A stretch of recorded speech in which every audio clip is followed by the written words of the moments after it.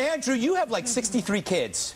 Doesn't it give you a sense of satisfaction knowing that when you're old, they'll be there to take care of you?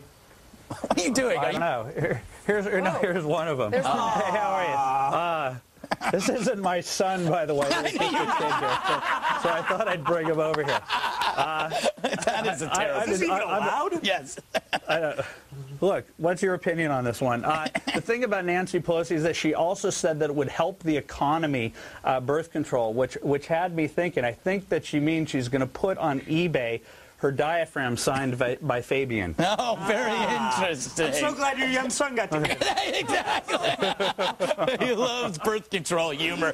See, me too. Doesn't our country suck because we have too many only children? They're just too. When you only have one child, they're too precious. But if you have 10 kids, who cares if one of them ends up as a junkie hooker? It's true, Greg. I'm an only child, and I was too precious. Yes, you are. That's what's wrong with me. And now you're a junkie hooker. If I'd had brothers and sisters, I could be a junkie hooker. There you go. There you go. Could be. Oh, I'm glad we came to some kind of weird agreement. The next to really believe this is accurate, when men are answering questions about their sex lives, none of us are telling researchers the truth.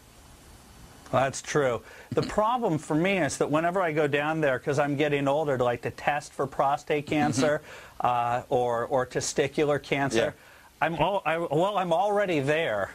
So that's the problem. So, now that I'm down there. Yes. And if you're like Greg and you're down there, why not go a little further? Yeah, that's the way it is. Bill, luckily you're impotent, so you're in the clear. But impotent. Impotent. You can say it two different ways, my friend. Two different ways. But is the lesson here that guys should hold off from masturbating until they're 60? Yes, but to make sure you're doing it correctly, all you 60-year-olds out there, send me photos, Carol Fox News. I'll let you know if your technique's all right.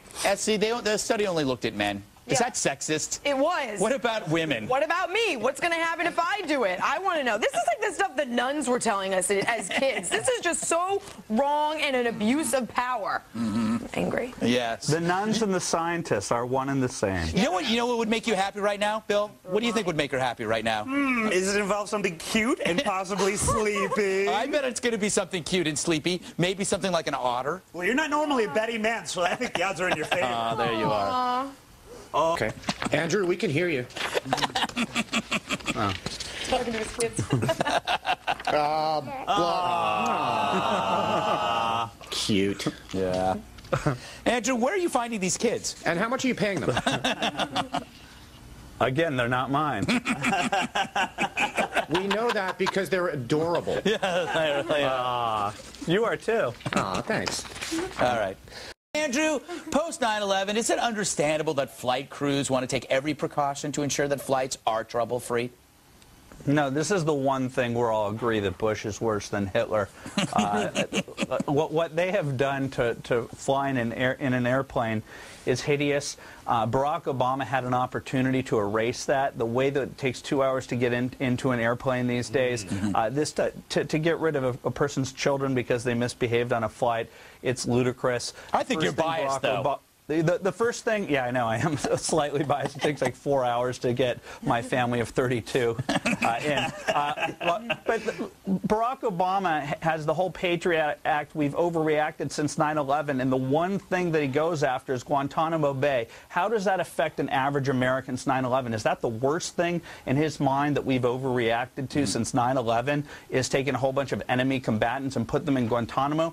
Flying in the United States is a disaster, and what we should do is simply make sure that these people never fly again. If they behave like that on an airplane, they never fly again, and we put their behavior on YouTube, put cameras on the plane. I like that idea. Bill, now, something like that. All right, time to go back to TV's Andy Levy for the post-game wrap-up. Thanks, Greg. You're welcome. Hey, Andrew, what's this about Matt Damon debating Bill Kristol?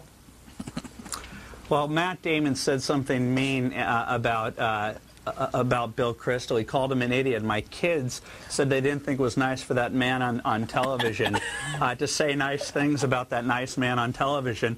They don't think the people on television should be fighting each other.